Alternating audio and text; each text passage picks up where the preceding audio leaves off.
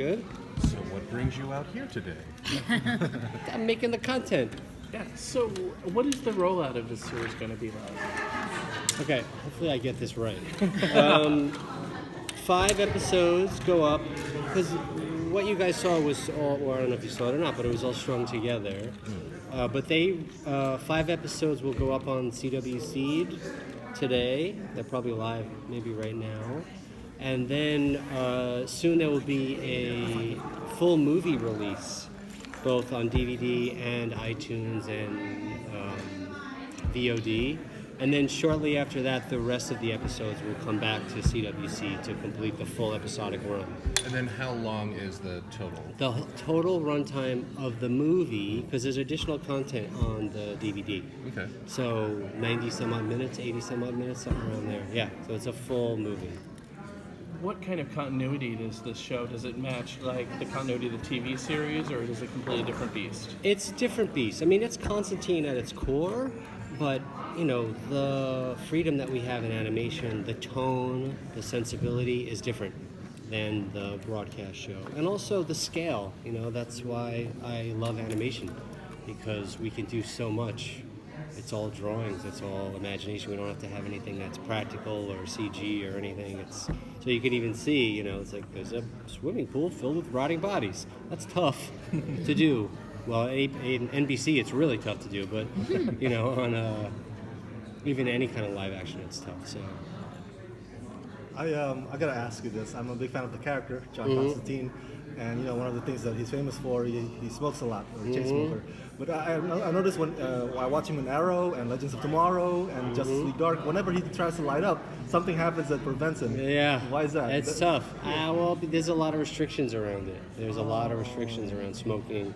I mean, some broadcast standards and practices will have nobody ever allowed to smoke. Really? Yeah, so it's grandfathered in with the character, and he's a semi-self-destructive character, you know, so it's kind of, we were able to thread the needle a little bit, but we tried. You know, he smokes in the animation, but what we did a lot of is cutting around and seeing him put it out, or seeing it in the ashtray and things like that, you know, because I mean, first of all, kids probably shouldn't be watching this. It's pretty dark and messed up.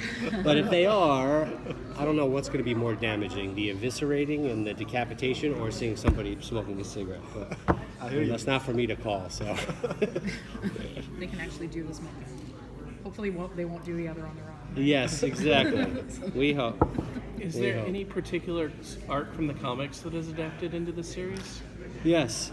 Some of the demons, some of the way that the magic is treated, and the way that VFX is realized, we took right from the comics, you know, because I particularly was always a fan, and of certainly the director Butch, and a lot of the storyboard artists are also fans, so they're very familiar with the material. So it was very important for us on the animation side to do right by the character and to kind of have that continuity with the books. So because this is a separate continuity with Constantine, do you pull from any of the other existing stuff, like some of his Legends, some of his NBC show, Justice League Dark? No, it's more the publishing route. Okay. It's more the publishing route. It's more of those classic stories. I mean, this is based on the classic graphic novel. Yeah. We went back to the original Alan Moore introduction and Swamp Thing and looked at that. A couple of years ago, we had done a full-length animated film called Justice League Dark. Yeah. And that's kind of where we cracked the character of Constantine in the animated kind of continuity, you know. And it was interesting because, you know, Batman is helping, or Justice League Dark is actually helping Batman in that film. So it's how he relates to Batman is really interesting because, you know, Batman, he's a little, when it comes to the supernatural, he's a little like, I don't know. And then you have a character that's nothing but the supernatural, so it makes them both, you know, kind of confront things that they're maybe not so comfortable with. So, and Matt playing off the voice actors in Justice League Dark was great. So I think we kind of knew then, like, oh, this is particularly well suited to animation because of the epicness of it. So with Constantine and I think Vixen, right? That's the other one.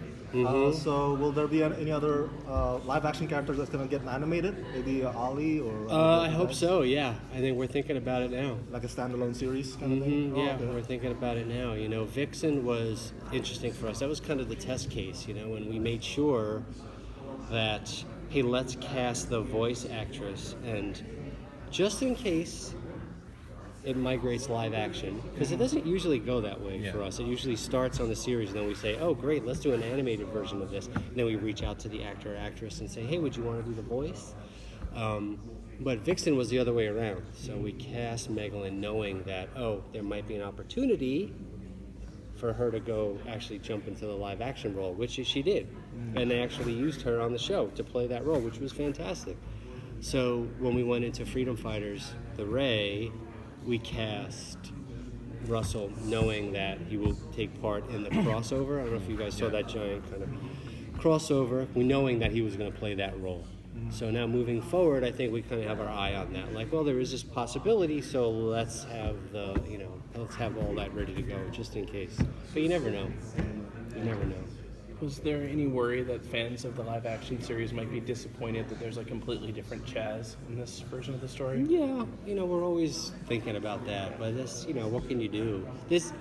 Look, Matt does a great job, and it's not just because he's right over there. But there are times where there's an actor or actress that has played the character live action, and then we bring them into the booth to do VO, and it doesn't work. And it's unfortunate because you want it to work so bad. Because even in our minds, that's the character. That's the way the character looks. It's also the reason why we typically don't do likenesses. Like, our Constantine, the animated series, kind of looks like Matt. But it's not a caricature. For that reason, that you don't want to make that connection because for me, it's a little hard to have that suspension of disbelief a little bit. But there have been times where, we're in the booth and we're looking around at each other on the production side like, oof, this is going to be awkward when we say, well, thanks, but we're going another direction. Because for the actress and actress, they're like, what are you talking about? That's me. I'm the character. It's like, not this time, you're not. So luckily it worked out with Matt. And right away we knew, oh, it's great. Because the performance is different. It's bigger. It's got to be a little more lively because you don't have all of the subtleties of facial acting and the subtleties of live action acting with animated characters, so the voice work has to be even more in animation. Are there any limitations for the animated stuff? Like, I know none of the big three are allowed in the Berlanti verse, but if you're can we play with Superman a little bit? Do you get any pushback? Yeah, that's what we do with DC. We go back and forth all the time. We're like, we're going to put, Nightwing, and he's going to have roller skates and a whistle and a glow stick. And they're like, no, you're not. We're like, all right, how about this? But, we work they're all good friends of mine. So we work very closely together. We have a lot of respect for each other. So it doesn't come up as often as you think because we kind of know all the ground rules now. We know where all this is heading. So we try to stay in the right lane and have it be additive, But Vixen was a good example because Sam Register, Jeff Johns, myself, a bunch of other people kind of sat together with Mark Guggenheim and Berlanti and thought well, if we were going to do this character, who could it be? Who haven't we seen before? Certainly a female, certainly a diverse character, certainly something that would be very difficult to do live action. And Vixen is that because, she can create these totems and all this other stuff. So again, very well suited for animation.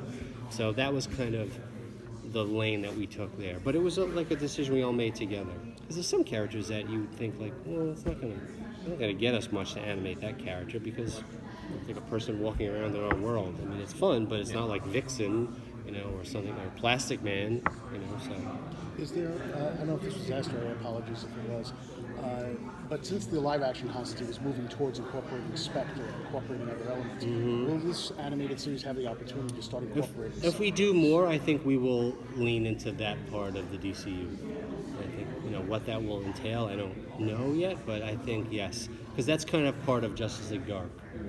There is, the way I think about it anyway, there is that part of the DCU, that's the magic and supernatural part, that's really interesting. Because also it crosses over into Vertigo a little bit, it gets a little, well, not anymore, but it used to, so that's interesting to me personally.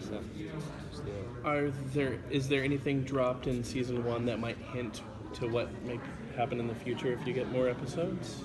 No, not really, because when we went into this, we weren't really thinking like that.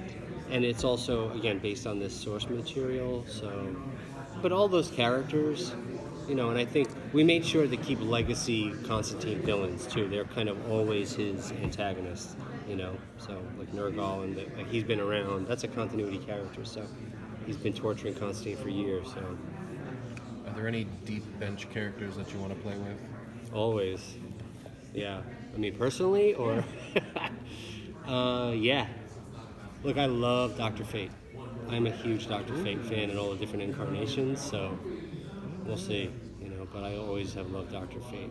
A lot of people say, oh, he's got a helmet, so it's hard for people to relate to the character, but, I don't think, Spider-Man, I don't think that's really true, so, I love Dr. Fate. And that kind of DCU, supernatural kind of thing, Spectre is great, but I love Dr. Fate, so. What is Constantine? What do you think it is about this character that is connected? Because it really has been growing. Yeah, if anything, I know. since the show was on the air. What do you think it is about Constantine? I think it's the anti-hero. People love the anti-hero, and that he presents as this kind of jaded, cynical, kind of detached character, but the way he's been written, the way that Matt has portrayed him, you can tell he's not, that he is invested and he is good, but he's trying to project that, and I think people can really identify with that, At least that's my interpretation. I'm not the writer, but time to. All right, thanks everyone. Thanks. Thank you so much. Thank you.